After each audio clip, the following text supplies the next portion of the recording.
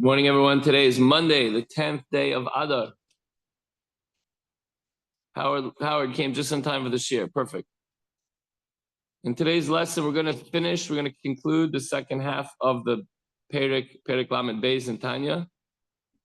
Beautiful Perek. Lamed Beis is Leiv, means heart and soul. So we explained how, based on Hillel's statement, that the mitzvah of Yahavta l'recha kamocha, to love your fellow where you love yourself, is the basis. Zeu kol haTorah kula, the entire Torah, Idach perushahu, and everything else is explanation. And that's when you truly love yourself, not your external self, not your physical body, but your essence, your soul. That, and then you could easily treat somebody the way you want to treat yourself, which is treating his soul the way it should be treated, treating your soul the way it should be treated, which means encouraging it and guiding yourself to do everything you can to get closer to Hashem. And sometimes, actually all the time, we need our physical bodies for that. So you channel the physical body to do the mitzvahs of Hashem, learning Torah, davening, doing good deeds. Since every yid has a divine soul, and since the commandment to love one's fellow is based on the essential unity of the souls, it follows that this mitzvah applies to every Jew without exception. In fact, we found in the Talmud, it's interesting. It says that we should hate certain fellow Jews. How? How could we reconcile this contradiction? So the Alter Rebbe clarifies it. If the Gemara says, the Talmud says, if you see your friend sinning, mitzvah l'sanoisai, it's a mitzvah to hate him. V'gam lema l'rabbi, she is sanehu. You should tell your teacher, and he should also hate him. How does this line up with what we're saying, that you should love every Jew unconditionally? Hainu, the chaveirah b'Torah mitzvahs. This applies only to one's companion, one's equal in the study of Torah and the observance of mitzvahs. So how could a person be an equal? I can tell you right now, if you follow this line of thinking, it's nearly impossible. An equal would be, you grew up together, you went to the same school, you went to the same class, you had the same parents, you thought the same way, you ate the same foods, you lived in the same city, you have the same hobbies, the same habits, you were dorming together.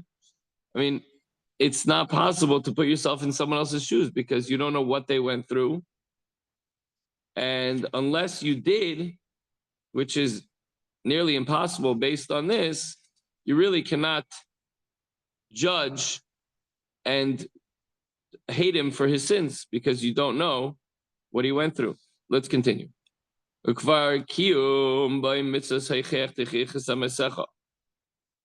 so let's just explain a little bit further. The sinner in question is a Torah observant scholar, but he lapsed in this one instance, in this little area. In this case, his sin is much more severe than usual, since it is written that even the inadvertent mistake of a scholar is as grave as deliberate sins. But even this general assumption of the gravity of his conduct is not sufficient cause to hate him.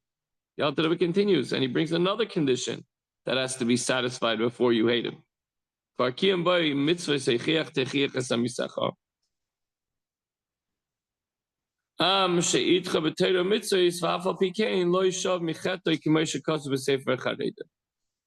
he says, he also has to fulfill with him, with the sinner, the injunction that you should rebuke him repeatedly. So the word used here is your friend. And it also, the friend that is used here, amisecha, also indicates, as the Talmud points out, am she'itcha, him who is on par with you in Torah and mitzvahs.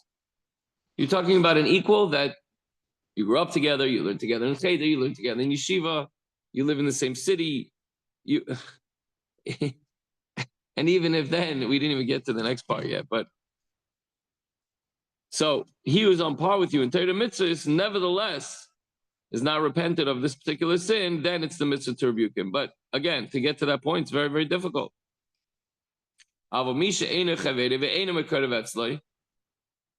Person who's not this close on learning level, on observance level, How could you judge somebody whether they're on your level of observance? I don't know how you do that.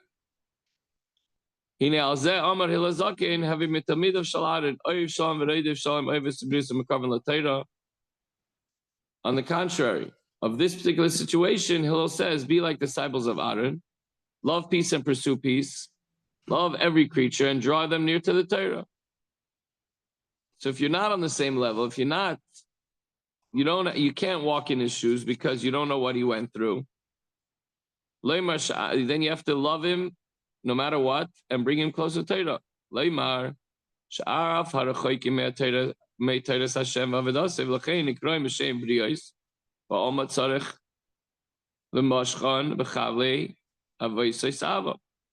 So here, the Alter Rebbe uses the term, he quotes from the Pirkei Avos, first chapter, which says that you should be like Talmidim Avarin, Oivas Abriyos, even the creatures.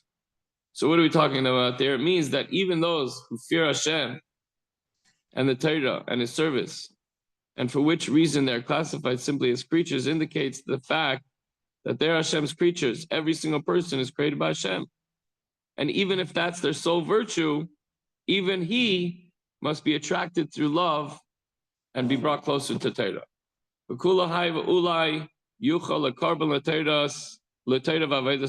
Perhaps they will be able, after all, to draw them close to Torah and service of Hashem. Sorry, perhaps one will be able to draw them close. And even if one fails, even if you're not able to bring them closer to Torah, you still get the reward of doing your part and trying to bring him close.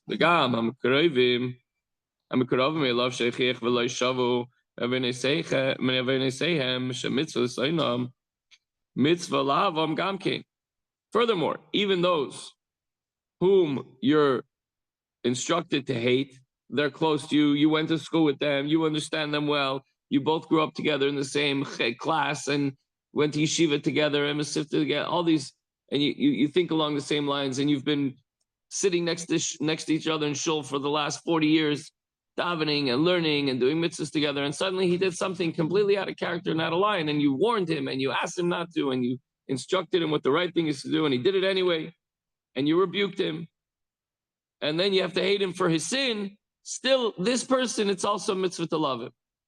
So what are you actually hating? You're not hating the person, you're hating his actions. You're hating the thing that he did because he must have fallen prey to the Yetzer Hara. The temptation must have been impossible to overcome. So if anything, you have Rachmanus on him. You hate that the fact that the Yetzer Hara beat him.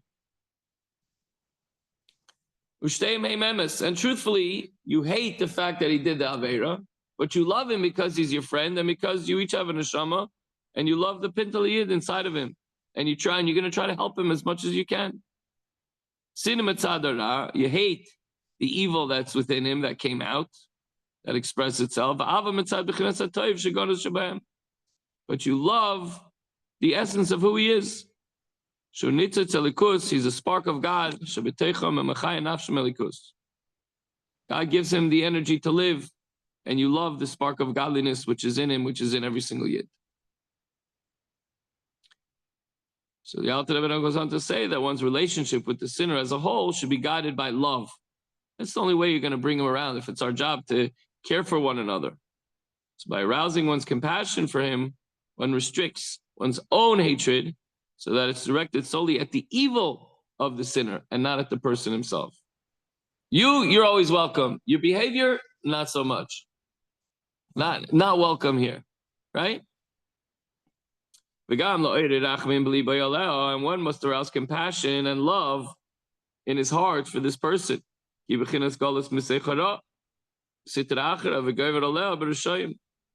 case of the wicked, the person is in galus within the evil of the Sitra Achara, which dominates it.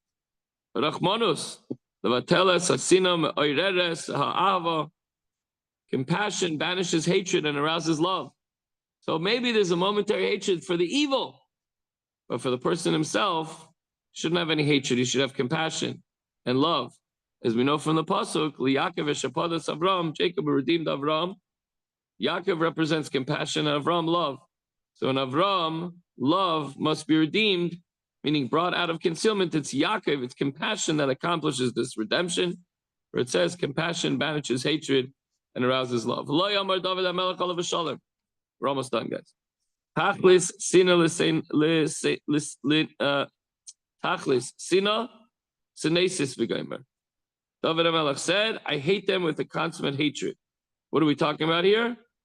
This refers to only the heretics and atheists who have no part in Israel. El alam minim al bikursim she'en lehem chelek be'elikei Yisrael. This is the Gemara, Reish Perek Tazayin, the Shabbos, as stated in the Talmud at the beginning of chapter 6, fact 8 Shabbos. So when we read Zecher Amalek, the haters, the people that are destructive, those people we find the hate in our heart. And even here it mentions any sinner who is not, however, a heretic must not be hated. And I guess he's also talking about a Yid who completely turns the corner. He becomes a heretic and an atheist, and he also is destructive within the community. Again, not necessarily a thief or a this or that, but somebody who is steering people away from Hashem. So the takeaway for today is you may even have Torah-sanctioned reason to feel resentment about a fellow. Nonetheless, be a student of Hillel, love and teach, love each and every Jew, and try to bring every single Yid back to Torah. Look at it as an obligation, as a responsibility. As to the hatred and concern, keep it limited only to his actions and faults. He's acting out. The Yetzer Hara got the better of him. But he himself, his essence is a Yid, and it's our duty to love him and bring him close to Hashem. Have a good day, everyone. Shkoyach.